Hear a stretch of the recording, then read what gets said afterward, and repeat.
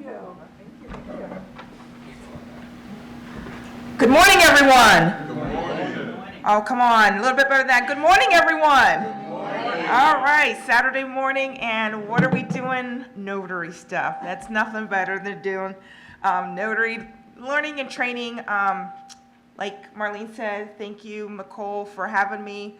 I met Nicole 3 years ago as we were both starting our journey on educating and training. And she just came out of the woodworks just strong, making sure that notaries are educated, doing notarizations compliantly, which is most important at the end of the day when we are notaries. We want to make sure that that document, when it goes to court, everything's I's are dotted, the T's are crossed.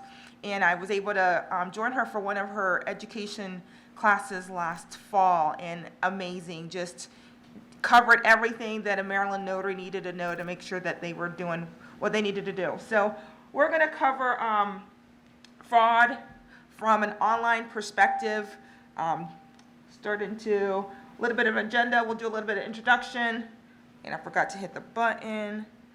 All right, here we go. Little icebreaker, something that I've started with all my presentations. We're all on social media. Everyone's posting things. And it's amazing what notaries post out there when they're not using the right resources to learn what they need to learn. Then we're going to talk about what is notarization. It's changed so much. What's remote online notarization and how to best avoid the fraud. And we'll have a little question at the end. All righty.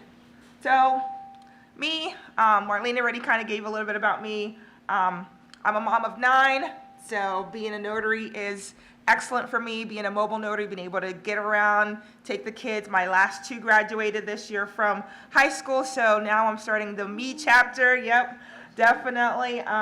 Daughter got scholarship. She's in college, so we're loving that. Congratulations. Thank you. And I was an accountant before, so that attention to detail is what carried into my notary life. So got a phone call saying, hey, Jacqueline, would you like to notarize some documents? Because I was working for the accounting firm and we needed a notary to notarize some of the documents for our clients. And they're like, would you like to be a mobile notary and go to the signer's house? And I'm like, what does that entail? And they're like, we'll send you the documents through email, you print them off and you go. I fell in love with it, and 13 years later, after I've been a notary for 20 years, is where I really took off with my notary experience. Then in 2015, I started digging into remote online notarization and took a class with Carol Ray, wanted to just keep on educating myself and wanted to know about this online notarization. And that's when I got hooked up with a company that was called Notarize. You've probably heard it now being called Proof because of their kind of changing of what they're doing. So I worked for Notarize for 7 years as their trainer, training over thousands of notaries on how to do a compliant notarization. So that's where my niche and my expertise kind of comes in. I've done over 2,000 notarizations as a traditional notary, but I've done over 5,000 with remote online notarization just because that was my niche reaching. I've notarized in all 7 continents except for 1. So I do a lot of worldwide notarizations. So what have you seen on social media? My favorite is online notarization has been around in the state of Virginia for over 10 years. We were the very first state that decided to dip their toes into online notarization. Mark will tell you in the back of the room, Virginia had no clue what they were doing, and they kind of threw some stuff out there and we ran with it. And we're gonna see with the progression of time, different states come on with remote online notarizations, and they've tightened up some of the legality around remote online notarization, how to identify a signer, and we're going to talk about that. One of my uglies that I like to talk about all the time with notaries is, how many of you guys know what a jurat is as a notary? See a few hands. Okay, good. What are the 2 parts to a jurat? Anyone want to say? 2 parts. Subscribed and sworn. Subscribed means that they signed it, and that means that they've done an oath. One of the notaries told me that I've never done an oath for a jurat, I've never been caught. So those are the kind of things that I like to teach notaries, that even though you haven't been caught, if you've learned, now you need to make sure that you pick it up and you do it correctly from now on. Because something as simple as an oath, I was told a story when I was taking my training. It was a Virginia property. Everyone was trying to blame the other person for not doing something, and everyone wasn't getting their part of this deal. And so they called the notary and asked the notary, did you do the oath? And that was enough for everything to fall apart of that whole notarization just because the notary didn't do an oath. So it's important for you to do your oath. So what's a notarization? In 2011, there was one type of notarization, traditional. Me go to your house, or you come to me, or you go to a bank, and we meet face to face to do a notarization. 2011, 2010, everything just started changing. We had iPen that came in. It's still in-person notarization, but that's where we take a laptop or we take a tablet and we sign all the documents electronically, no paper is involved. Then we had remote online notarization, or we have North Carolina that's calling it remote electronic notarization. So remote online notarization is where you and I meet over webcam and we get our documents notarized all electronically. I don't leave my house, you don't leave your house, you don't leave your business, and everything is done compliantly through webcam video. So we had Ron, and then we have Rin, and that's another type of online notarization where you, the notary, meet with the signer over Google Meet, WebEx, whatever, Google Meet, whatever it is, and everything is still done by paper. So the notary watches you sign your documents on paper, and then you mail the documents to the notary notarizes it and sends them back to you. So notarization opened up into a whole new world with the advent of online, internet, and how do we use all that compliantly and making sure that everything stays safe and secure. So in 2010, we had one state that had remote online notarization. In 2018, we added 2 more states. We added Texas and Nevada. And then with 2020, without Florida knowing that COVID was going to happen, Florida rolled out with remote online notarization. And as you can see, all the states that are in that light red color have now all passed remote online notarization, and it is active in all those states. So that's how quickly we ramped up with online notarizations. Each of the states have their own laws and rules that they follow, but they all have online notarization.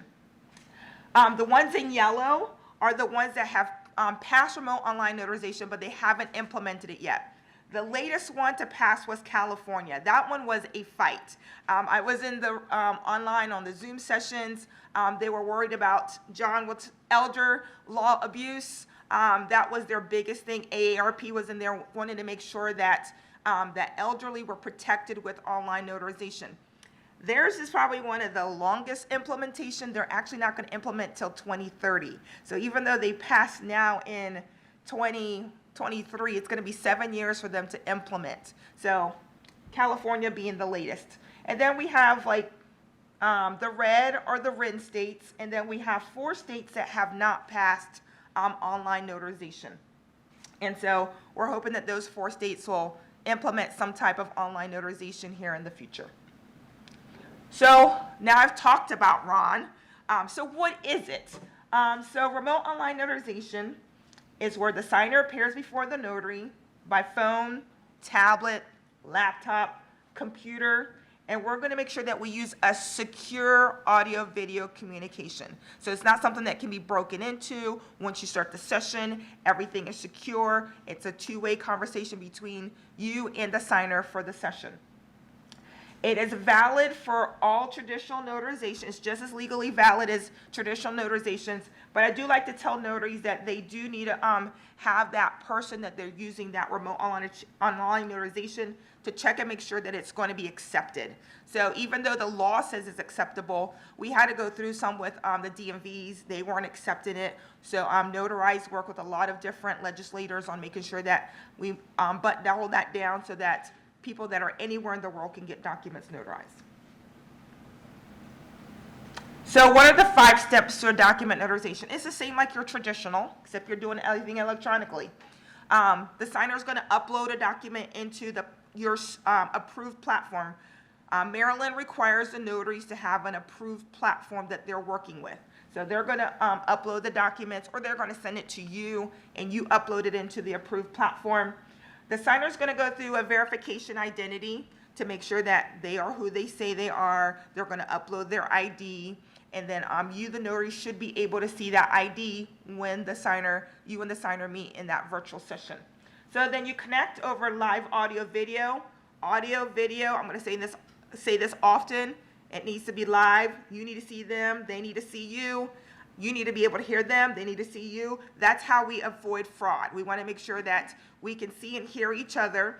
And then for those that have disabilities, most of the platforms have chat. Because if the person is deaf and mute, we can't say, oh, you can't do an online notarization because you have a disability. So most of these platforms have a chat feature that integrates into your journal to make sure that video has all that chat feature for your journal purposes. Then we notarize the documents. Sign, they sign, you sign, everything is signed electronically. And then at the end, they get instant access to their document. Those documents are live. They're ready to go. I met with signers last night in Canada. They were selling their property in Florida. We got those documents notarized. As soon as I was done, the signing service sent it to the title company. Title company was able to release funds immediately. It's not scanning the documents back and then sending it off to FedEx and UPS and all those trips. All that goes away with online notarization. So what are some of the best practices to avoid fraud? Get education. Get educated. Make sure that you're getting educating. Making sure on what are the steps to doing remote online compliantly in your state. How to identify the signer. Every state has different rules on how to identify the signers. Some of the states allow you to do personal knowledge. Some states don't.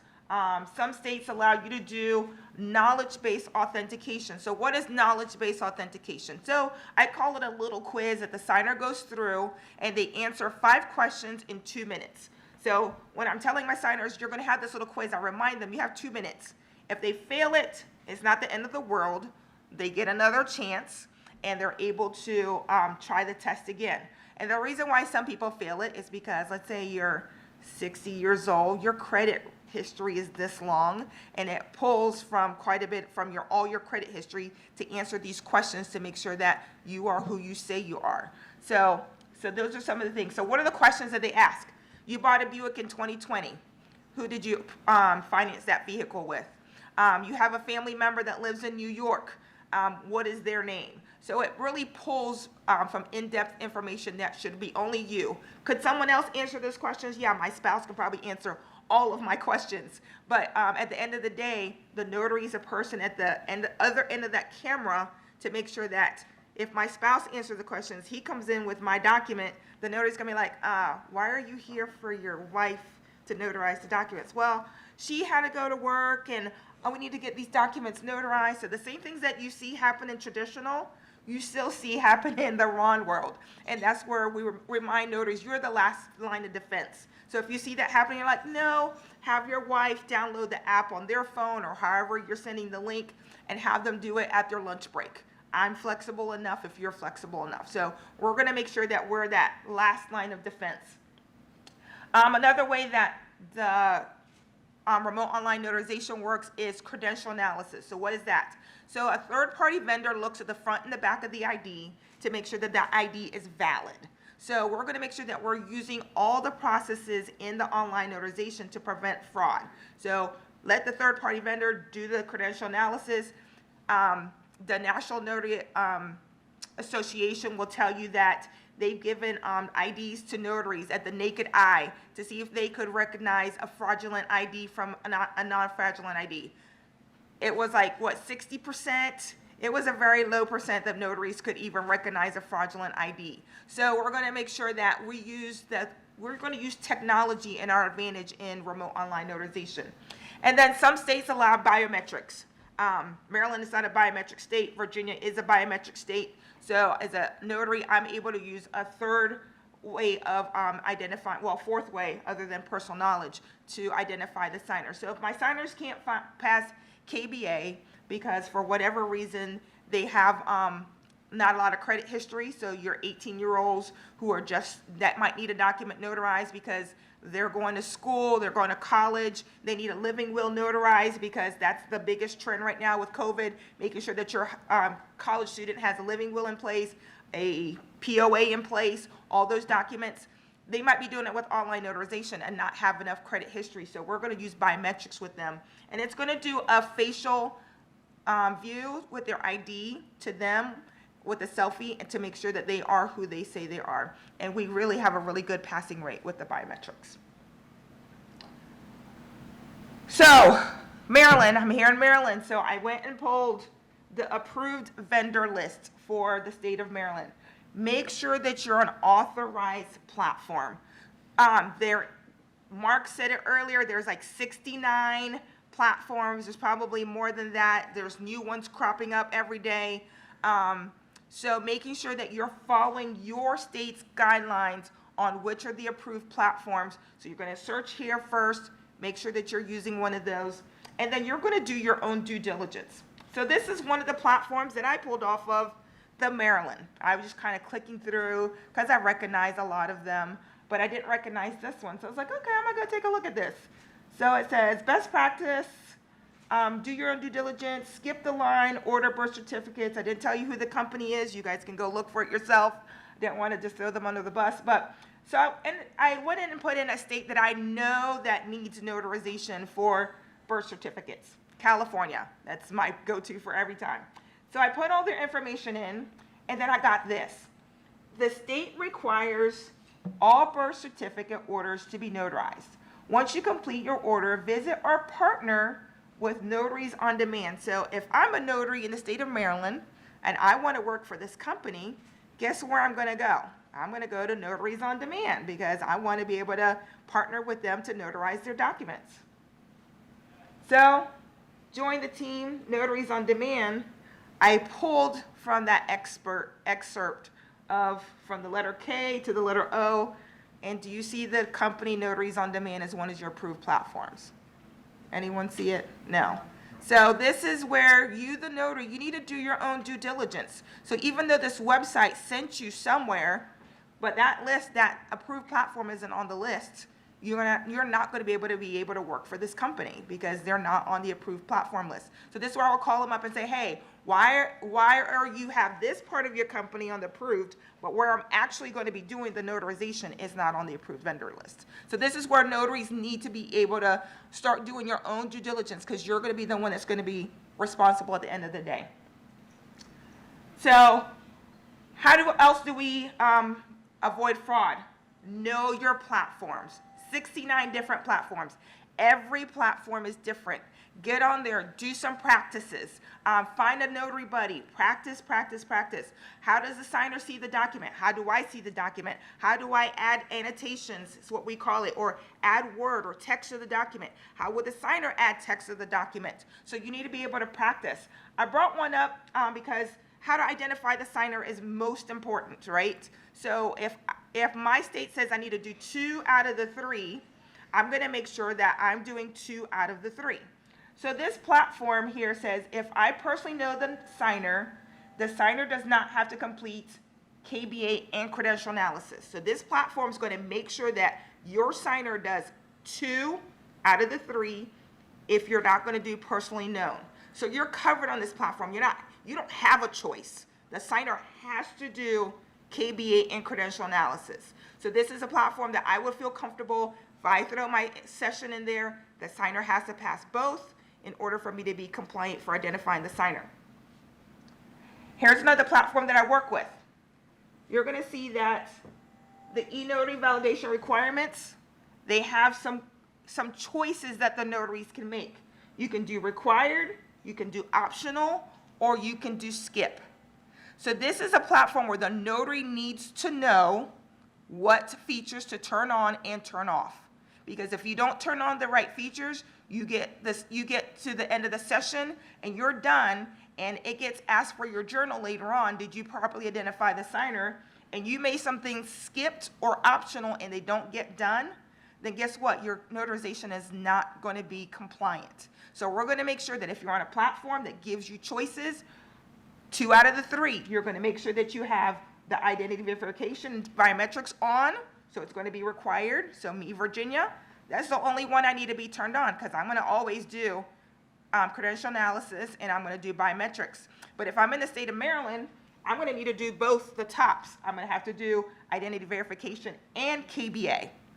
Then they have a third one here. This platform throws in every state's information in here. So some notaries will be like, okay, what's vulnerability screening, right? So that's for the state of Florida, where they have to ask some questions to make sure that vulnerable adults do not do online notarization. They have 3 questions that they have to ask, and if they answer yes to any of them, their witnesses have to be with the signer in order to do online notarization. So knowing your platform, how it works, how to turn things on and off are going to be very important. I'm going to show you a third platform. Same thing, the ID verification type. You can skip for now. You turn on KBA, you turn out biometrics. It's the notary's duty to make sure that you're identifying the signer, so when your journal gets called into question, you have buttoned down all the, you've dotted all your I's and crossed all your T's. So I've given you some example of what the platforms look like. Audio video. I said this earlier. Secure audio video. You have to be able to see the signer. The signer has to be able to see you. If they can't, we can't have that communication of seeing and being able to see the signer. You have to cut this, you got to terminate it. You got to say, sorry, we can't do this unless you get closer to your router or you get somewhere that you have better Wi-Fi. Because me, the notary, I'm always going to have Wi-Fi. I'm telling you, with COVID, I've got the max at my house because all those kids are playing video games. So my internet's always going to be on point, and I hardwire in. It's for my internet to make sure that I have a very good connection. So being able to see the signer. And the reason it's so important because that is now part of your journal. Maryland, your journal was just your paper, right? You identify the signer, what type of document. Your video is now included in your journal. So we want to make sure that we have a very good video in order to add that to our journal. So if you're not having good connection, I can't say that enough times because I'm going to talk about it a little bit later. Make sure that you are doing so. All right, so there are some cases that are pending right now for fraud. One I just mentioned, video is missing. Your journal, your video is part of your journal. The notary is now in court because they've asked for her video. There's no video, so why did the notary not have a video? Some platforms, they charge you for the time that you're having video. Why? Because video can get costly or it can get timely. So they don't want to keep track of 45 minutes. You're doing a closing. Everybody says it's faster online for a closing. A closing is a closing. You got to still show the signer all the documents. So if it takes you 45 minutes to do a closing in person, it's going to take you 45 minutes for a closing online. Some of the platforms capped it at 30. So once you hit 30, you now have to start paying the platform. The notary didn't want to pay for the additional video, so now she has a cutoff video, and now she's in court. So don't get chintzy on making sure that you have your video. If it's going to take longer, be committed to pay the extra cost because it does cost to have remote online notarization. Or pick a platform that it's all inclusive and then you don't have to worry about your video. Another one, the notary was asked for their journal entry. The notary overrode that identity verification. Your state required 2 out of the 3. So the notary decided to do 2 of the same, so they had him upload 2 IDs. That is not what the state required. It needed KBA, credential analysis, or biometrics. 2 out of the 3, not 2 of 2. So notaries now in court, E&O is being hit. So E&O insurance is important. So, but making sure that you have those dials set in the right place for your notarizations are going to be important. Why? Because at the end of the day, it falls on the notary. The platform had everything there for the notary to do what they needed to do. The notary chose to turn it off or turn it on. It's not the platform's issue because the notary has the right to do it. It's just a tool for the notaries. That's what the platforms are. Another one, like I said earlier, what happens in traditional will also happen with RON. A spouse, they needed a document notarized. They grabbed their spouse's ID, got it run through credential analysis. The spouse also knows their spouse very well. They were able to answer all the KBA questions or the knowledge-based authentication questions. So what happens? They get with the notary, and what is the notary? We're the last line of defense. You don't look like your spouse, I'm sorry. So you're gonna need to contact your spouse, tell them, no, we can't get this you can't notarize for them. You don't even have a power of attorney. So that's like, you gotta start asking, do you have a power of attorney? Can you show me the power of attorney? Can you upload? Can you show it in the screen? No, I don't have a power of attorney. So we're gonna make sure that we are the ones that are busting fraud on a continual basis. We're gonna follow our state's law. We're gonna make sure the person that needs to be appeared before you. Another big one is as simple as crossing out and initialing. If the signer, if the both names are in your notarial certificate, only one person appears before you, make sure that you cross out an initial. I work for the NNA part-time, and I had a notary call me this week. He was distraught because he had notarized for a spouse. His wife was deceased. The husband was trying to get documents done. So he put a scribble line for the wife's name, signed his name, but the notary forgot to cross out the deceased spouse's name. Now he's in court. Now the attorneys are calling him. Why did you not cross out? Now the families are all scribbling. He's like, I knew better. I knew I should have crossed it out. So you have to make sure that you are following all your state's guidelines to make sure that you are fighting fraud every time you do a notarization. Once you put that stamp on it, that's the final document. And you're the fraud buster at the end of the day. All right. I know I had a lot there, and I want to open it up for questions. Go ahead, sir. Yes, thank you so much, Ms. Phillips. Your knowledge is expansive. And so my question is, being a Maryland notary, if you see an outside a document that has been notarized outside of the state, does that give you a cause for concern at all? Or because you did mention that there are different standards and things like that? Yes, so the question was, if I see a document for another state, does it give me pause if I see it come through? It doesn't. The reason why is because with online notarization, I'm not seeing documents that are from California to New York. I'm seeing all states. But the main thing is I'm going to remember is I'm going to follow my state's law in order to notarize that document. So if I get a document from the great state of Pennsylvania and it has witnessing wording on it, I'm going to tell the signer, this wording is for a Pennsylvania notary. I know you need to get it done now. These are my choices as a notary as the state of Virginia. I can do an acknowledgement or I can do a jurat. I'm able to add that as a loose leaf to this document, and we're going to continue and get the document notarized. With interstate recognition, that document that was notarized by Virginia notary is now has to be accepted in the state of Pennsylvania to get notarized. It's called what we call split signing too, where one document, you're traveling, you're here, your wife is there, and what we need to get the refinance done, we have one notary in one state, another notary in one state that notarize the documents, but because the notaries follow their state's law, it's acceptable wherever that document is going to be used. Thank you so much. Absolutely.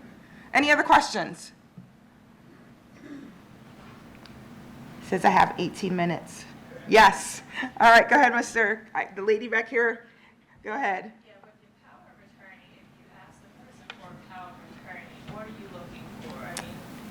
Since we're not attorneys, we can't validate the validity of that document. Correct. Do we need to look for it in that power of attorney? If they're doing a deed, let's say they're bringing me a quick clean deed, I'm going to just scan through that power of attorney really quick and make sure that they have the power to sign on their real estate property.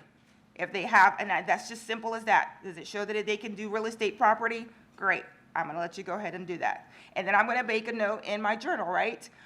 The signer showed me the power of attorney. It said that they were allowed to notarize real estate property for this person. So this is the reason why I went ahead and notarized. So I did my due diligence, and some states don't require you, the notary, to see the power of attorney, right? But what am I going to do? I'm going to cover myself.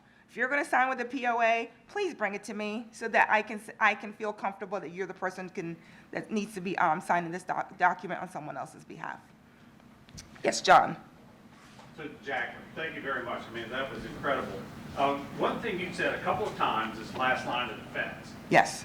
That's exactly right, because what I'm going to show, it was interesting that you said that, because in my presentation on elder financial abuse, I'm going to show a case through the Secret Service to where they were able to save a couple of $290,000 because a reverse mortgage went to a title company, and the CEO of this title company was the last line of defense that said something's wrong. Yep. So I really appreciate you mentioning that point. Thank you. Yes. So notaries, yeah, and that's why people will talk about AI. They'll talk about blockchain. They'll talk about all that. It's not a human.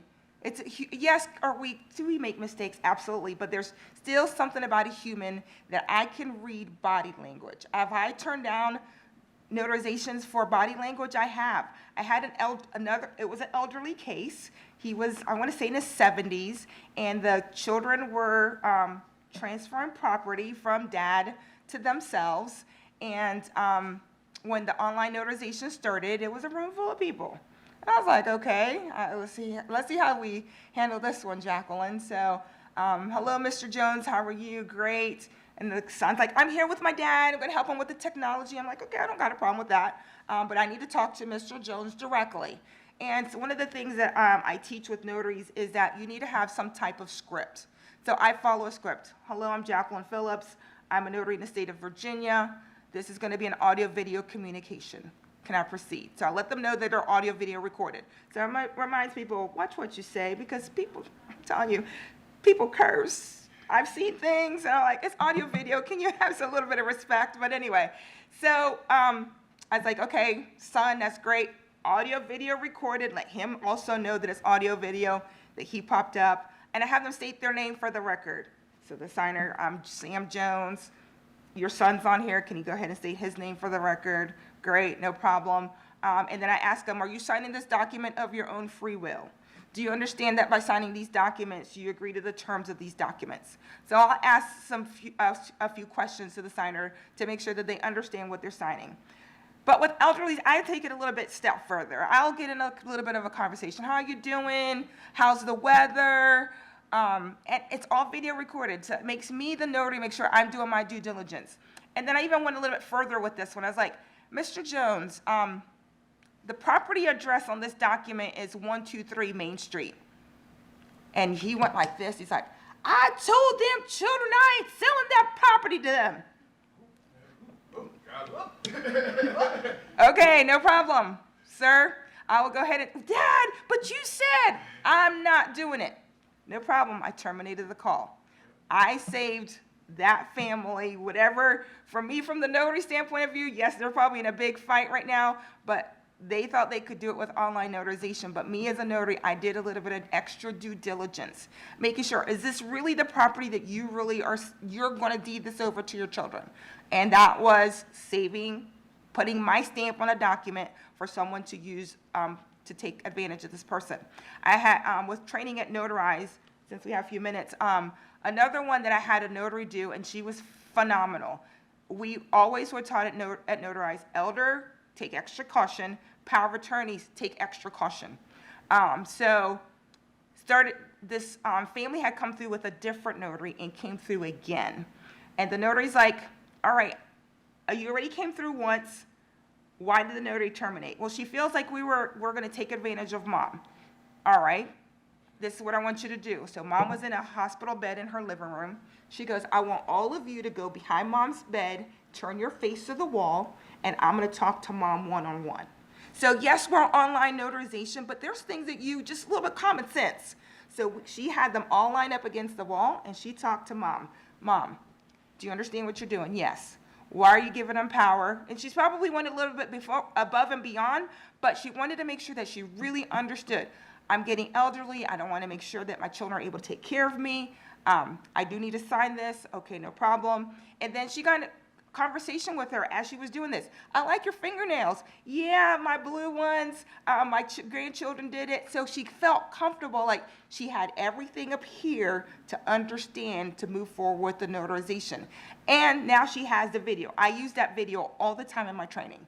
I talk about it just because a person's elderly, we have both ways. We can protect them and not notarize a document, or we can protect them and have that document notarized, because I've been on the other side where mom or dad are now too far gone to have a power of attorney done, and now everyone's going through attorneys, extra money to be able to settle mom's estate or take care of mom, to put her in a nursing home. So it goes both ways. We want to make sure that we are there to serve the community, to protect our elders.